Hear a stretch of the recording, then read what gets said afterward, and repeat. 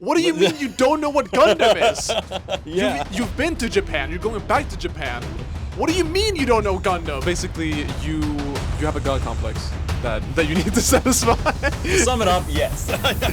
We're back, ladies and gentlemen. Welcome to Hello. episode 2 of Talk Electric. Today's guest, an actual developer at the studio. Yay! Hello.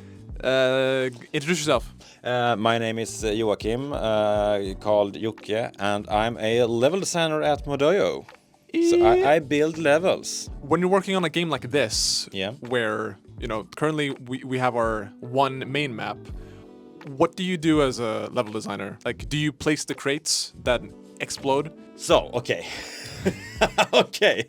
My definition of level design is creating a space where gameplay can occur, and that's, in this game, that means placing walls, placing explodable barrels, deciding what buildings can be entered and what buildings cannot be entered to give players the possibility of combat, good combat, and creating fun. I'm thinking back to like a lot of like iconic Counter-Strike maps. Yeah. If you think about Dust, it's like, okay, you spawn there and then you have like the like two walkways and then the little alley and then you shoot through the door. It's like it's perfect. It's like so crisp. It's mwah. Yeah. And that's where the interesting thing with level design comes in, because it can be so different depending on what type of game it is. Like Counter-Strike and Hard Electric is both first-person shooters, but the map design is and needs to be very different, because there are really totally different games. So for example, Counter-Strike is very, very slow. You walk a lot, right? While for example in our game where we like swing around with magnets and such, we need to have these kind of more open spaces and to facilitate for our way of navigation, which is more or less the polar opposite of Counter-Strike. The power is called the flux. Yeah. Whatever. It's like easy to explain. It's like you all have a magnet that you, Yeah. Lore-wise. Lore-wise, it is Actually, the flux. it's the flux. The level design job is very much about analyzing what is needed for this particular game. So there's no really like, this is exactly what I'm striving for in a level in general, but it's very contextual to the game. Okay. You don't appreciate a well-built level until it's not. Final Fantasy 12 or 13, where like you just walk down corridors and like most people were like, this is bad. Wow. That's also contextual, I guess, because I mean, in that game, a straight corridor could be like horrible. But in some games, having a straight corridor with like no covers or nothing that happens could be genius. Depending on context, right? Yeah. Yeah, Very because true, very true. let's say in CS, they do have that a lot. You know, like here's a corridor, you can only get, it's a commitment going through it. You could run, but then your footsteps will be heard, and you can walk, and it takes a long time because it's a corridor and you have nowhere to go. The best moment I've had in a horror game is in Amnesia, just standing inside a closet and doing exactly nothing, not even having an input any movement, because I'm just hiding from this monster. That game is brilliant in its simplicity. Same studio that made Soma, also a brilliant game. Horror game in a completely different way. It's just like psychologically. That ending is such a kick in the nuts. Yeah, I know. the ending of Soma, I'm like, I went. Spoilers, sorry. It was rough. A couple of days after that. I tend to think about existential things. What were your defining games that maybe pushed you into this? I want to make a Counter-Strike level for a living. Actually, to me, level design is creating worlds, creating a world, like being a god and creating, like imagining just being a god and creating an entire world. I always loved stories like Narnia and stuff, where there's like this, they get to this fantasy world, and it would be so cool to create those worlds myself. And level design is and world design easiest way of doing that, I guess. Like, okay, yeah. And the most intuitive. You're actually building a world. You're not just writing the words in a book. You're actually building it. And yeah, and that's actually what I love most about the game we are making, Hard Electric. That I can build these different worlds. What do I want from a castle level? Well, a castle could have like hidden entrances and a sewage system running underneath where you can flank players, and then trying to fit that into a combat scenario rather than designing a combat scenario and then trying to fit the theme in. That's my workflow, because I just love creating the worlds and the fantasy of being in a place. So in a Wild West level, I would like to from the gameplay perspective, create the fantasy of being a cowboy or being in the Wild West. So maybe a long corridor, you know, where you can have this kind of shootouts, creating all the balconies, you can shoot from buildings, and creating that fantasy and realizing that fantasy for the player. That's my core approach. Did that answer your question? I was just like awestruck of like he's fucking talking about real shit right now. It's like just true passion about video games. But so basically you have a god complex that you need to satisfy. To sum it up, yes. Got it. I want to be a god, and it. this is my way of doing it. And it just allows us to do a lot of fun stuff. It's like, yeah, we want to do a cowboy area, so we're just gonna allow ourselves to do that because it's fun. It doesn't have to stick to like everything has to stick to this like theme of like mid sci-fi level, and like things have to look consistent and like harmonious. It's like space. Yeah, there could be space. Pirates. It's fun. Pirates. No, cool. Hey, why not having a UFO landing in the middle of level and play on that? That could be a cool thing. Yeah. Hint, hint. If you want to build a Narnia thing, then we're gonna do that. Yeah. It's fun. We just care about the fun in this game. Yeah. We got so many ideas. We made Santa workshop. Yeah. That's cool. That'd be fun. Just pop down a chimney, shoot a guy. Yeah. Oh yeah. Like my very first interaction with you was like I was building Gundam in the kitchen, but you didn't know what Gundam was, and I was so upset at you. I was like, "What do you mean you don't know what Gundam is?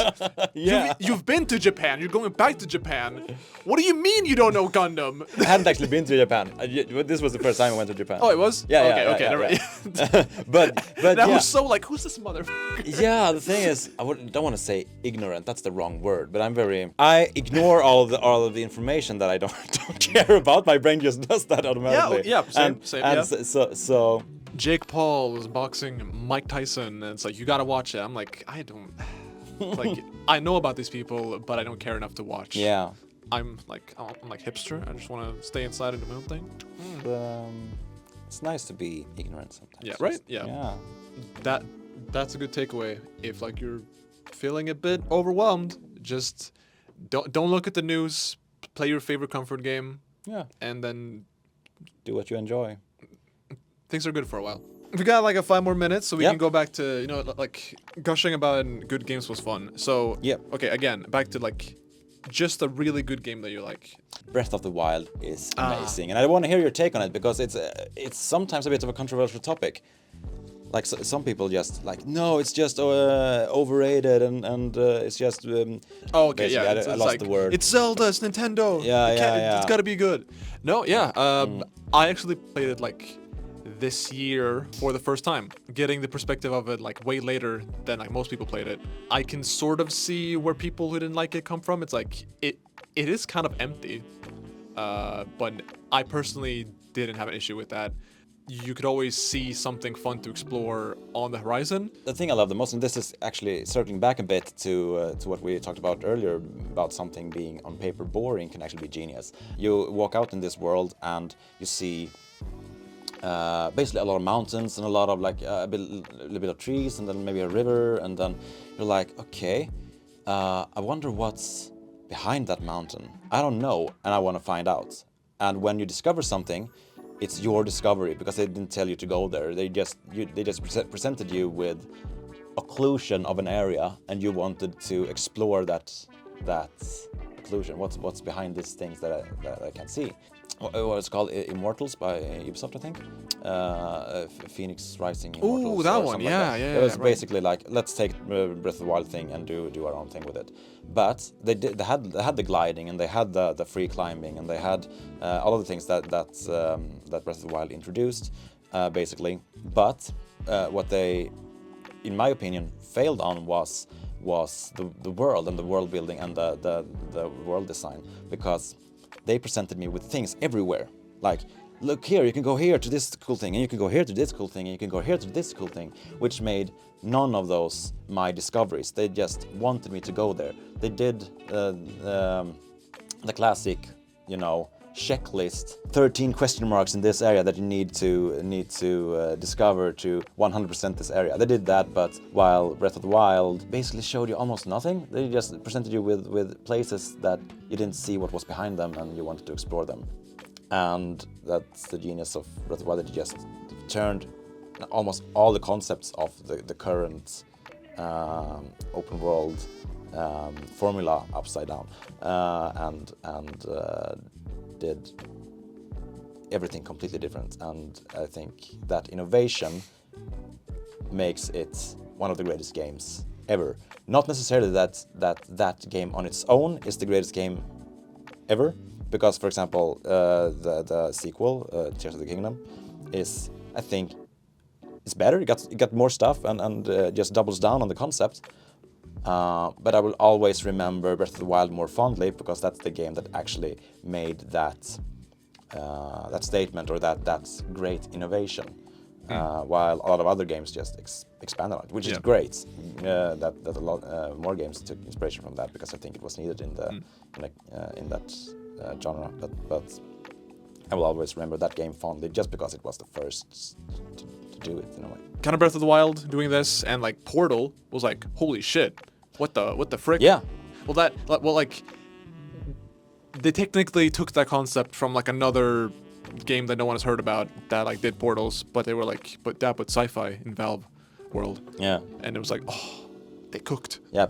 Portal was great. I think the innovation are maybe forgotten over time. I mean, I skated a lot when I was younger, and an ollie, when you just jump with the board, I don't know how much you're into skating terms, but when you just jump with the board is like considered today like the first thing first trick you learned, maybe not even considered a trick, but there was a time when ollie wasn't even a concept, and then it was invented and sparked, like the kickflip come from ollies, and the varial kickflip and the 360 kickflip, and basically almost all modern street tricks just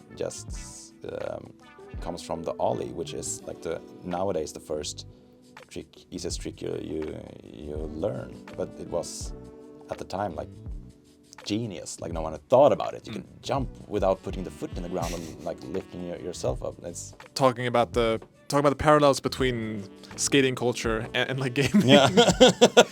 but I don't think we have that kind of time. Unfortunately. But it's a very fun.